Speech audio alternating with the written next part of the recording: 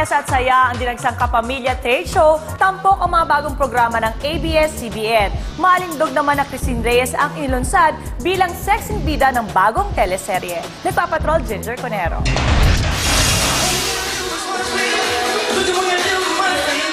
Bagong simula, bagong kapanapanabik na palabas, ang handog ng Kapamilya Network sa makislap na 2009 trade show ng Kapamilya Network kagabi.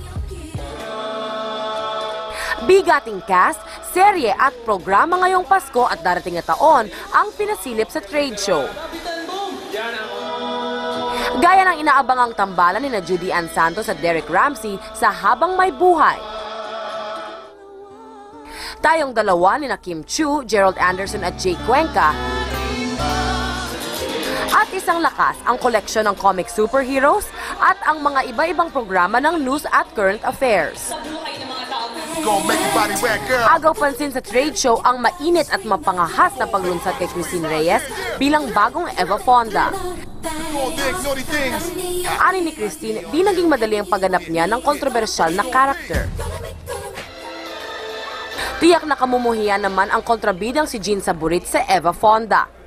People will hate me for talagang making her life miserable. Patok ngayon ang sexing alindog ni Christine, maliban kasi sa telebisyon, hot Christmas cover girl ang aktres sa December Maxim Men's issue.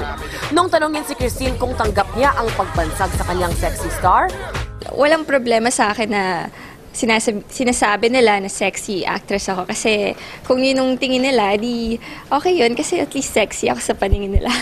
And you're happy now na? Ginger Conejero, Patrol ng Pilipino.